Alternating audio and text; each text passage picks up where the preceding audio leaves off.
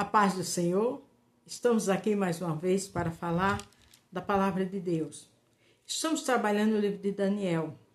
Estamos no último capítulo 11, mas hoje vamos para falar de Neemias, porque foi uma direção do Senhor.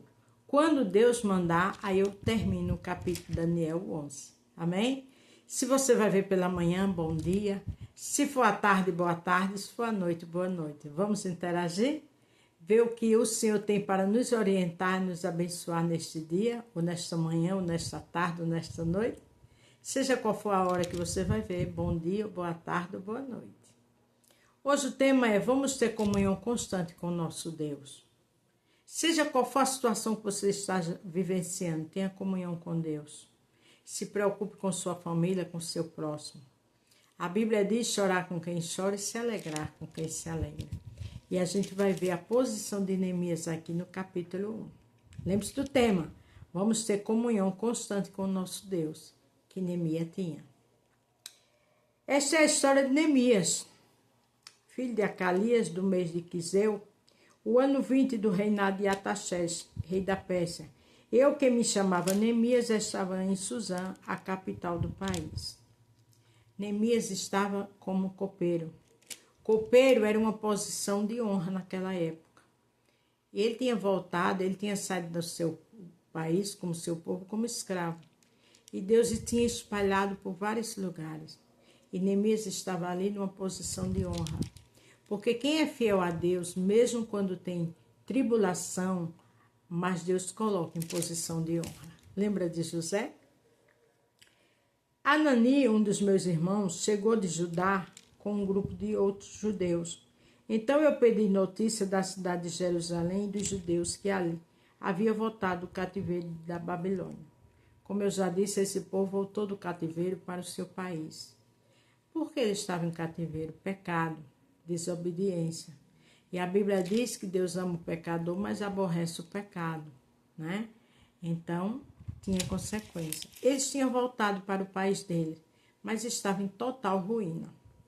Eles me contaram que aqueles que não tinham morrido haviam voltado para a província de Judá. Estavam passando por grandes dificuldades. Contaram também que os estrangeiros que moravam ali por perto os desprezavam. Disseram finalmente que as muralhas de Jerusalém ainda estavam caídas e que os portões que haviam sido queimados ainda não tinham sido consertados. Veja que os irmãos de Neemias, irmão na fé, contaram a Neemias que aqueles que não tinham morrido voltaram para a sua terra natal. Mas os muros estavam caídos, estava tudo destruído, porque houve guerra naquele lugar, houve perseguição. Eles voltaram do cativeiro, mas estavam numa total desgraça. Ainda tinha os estrangeiros para humilhar, para rejeitar. Você pode até estar numa posição dessa, de rejeição, de humilhação, uma vida financeira zero, mas quero que você saiba que o Senhor está com você. Mas, Beth, com tudo isso, sim, o Senhor está com você. Ele está trabalhando na tua vida diante dessa situação, uma dificuldade no lar, ou com um filho ou esposo, seja o que for, Ele quer tua adoração. Ele quer tua responsabilidade, como teve Neemias. Porque Neemias estava no palácio, como copeiro. Copeiro era um cargo de honra, mas ele se preocupou com o seu povo. E a Bíblia diz: chorar com quem chora e se alegrar com quem se alegra. Não é verdade? Quando ouvi isso, eu me sentei e chorei. Durante alguns dias eu fiquei chorando e não comi nada e fiz a Deus esta oração. A Bíblia diz que durante alguns dias Neemias não comeu nada, quer dizer, estava em jejum. E chorando e fez essa oração pelo seu povo. Por isso que eu disse: chorar com quem chora e se alegrar com quem se alegra. Porque Neemias estava numa posição boa. Mas Neemias era um servo de Deus. Ele se preocupava com o próximo.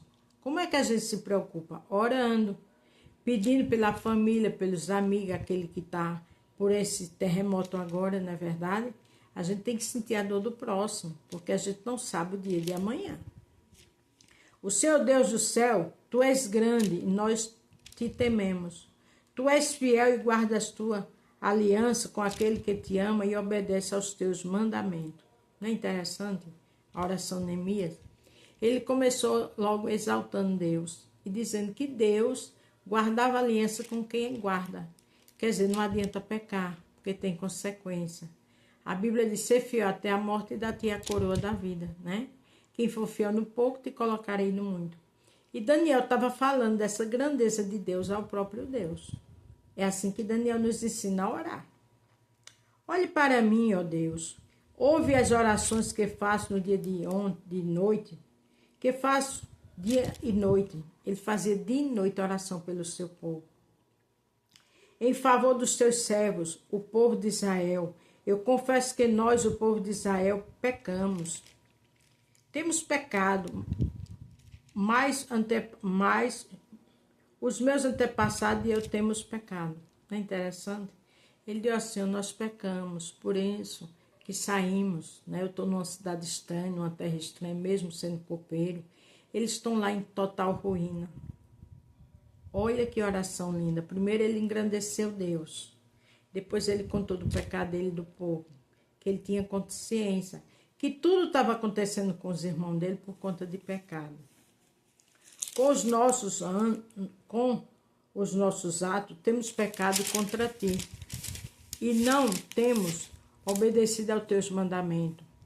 Não temos obedecido às leis que nos deste por meio de Moisés, o teu servo. Ele disse que ele e o povo não obedeceu, por isso estava naquela situação. Ele fala de Moisés, sabe o que é isso? Quem lê a palavra. Ele conhecia a palavra. Ele estava falando do povo que pecou quando estava com Moisés. Lembre agora do que disseste a ele. Se você, o povo de Israel, forem fiéis a mim, eu espalharei entre as nações. Ele estava dizendo, Deus, o Senhor disse que se o teu povo fosse infiéis, o Senhor ia espalhar. Por que ele estava dizendo aquilo? Porque o povo estava espalhado. O povo agora estava voltando para a sua terra, ele continuava como copeiro do rei em Suzã, mas ele tinha consciência que tudo era isso, foi consequência de pecado. E ele estava falando de tudo isso ao Senhor. Aí você diz, Deus não sabe, Deus não castigou, sabe? Mas é assim que se tem comunhão constante com Deus. É conversando, é mostrando os erros, pedindo misericórdia para o Senhor nos ajudar para a gente não pecar mais. A gente tem que ter consciência diante de Deus. Mas depois disso, vocês voltarão para mim e obedecerem os meus mandamentos. E eu os trarei de volta para o lugar que escolhi para lhe ser adorado, mesmo que vocês estejam espalhados pelos fins da terra. Olha que coisa linda. Ele disse, mas lá o Senhor disse a Moisés, que aquele que te desobedece, que se arrepende e volta, o Senhor dá outra oportunidade. Quer dizer, ele estava conversando com o Senhor para poder chegar justamente no que ele queria. Por quê? Porque ele conhecia a palavra. A Bíblia diz, conhecereis a verdade e a verdade vos libertará. E Neemias conhecia, como Daniel, que começou a orar, né? Por todos. Eu e você precisa estar na palavra, ler na palavra, para entender quando erramos e para entender a misericórdia do Senhor, como Neemias entendia. Senhor, estes são os teus servos, o teu povo, tu os livraste do cativeiro com teu grande poder e com tua força. Ele quis dizer quando Deus usou Moisés e tirou todo o povo do Egito, né? E que ele e aquele povo que estava sofrendo também fazia parte desse povo. Ouve agora a minha oração, as orações de todos os outros teus servos que têm prazer em te adorar. Faz com que eu tenha sucesso hoje e que o rei seja bondoso comigo. Nesse tempo eu estava carregado de servir, vim ao rei. Sabe o que me acha interessante nessa história? É que ele ouve minha oração e faz com que o rei seja bondoso comigo. Por quê? Porque ele precisava de algo. E ele queria que Deus tocasse no coração do rei para que ele fizesse aquilo pelo seu povo. Olha que oração linda. Como é importante a gente aprender a orar, né? Ele disse algo muito tremendo. Faz com que o teu servo hoje, e que hoje seja bondoso comigo, quem? O rei. Lindo isso, né? E que eu tenha sucesso quando o Senhor aquebrantar o coração do rei. Por quê? Porque ele precisava de uma ação para poder ajudar seus irmãos. Isso é uma oração que ensina a mim e a você. Orar pelo nosso lar, pela família, pelo trabalho, pela faculdade, de acordo com o que cada um está passando. Seja um problema no lar, seja financeiro, seja uma dívida, seja uma casa que você necessita tanto e há tantos anos mora de aluguel. Primeiro entenda seus erros, conte a Jesus como Neemias estava contando, e depois lembre que você está salvo e eu também pela misericórdia dele, e que a misericórdia dele é infinita. Tudo isso Neemias estava falando, e para que ele trabalhasse no coração do rei, quando Neemias fosse servir o vinho. Olha que coisa linda! Amanhã vamos ler o capítulo 2 de Neemias, e vamos ver a oração de Neemias respondida. Isso é um exemplo e uma orientação para mim e para você.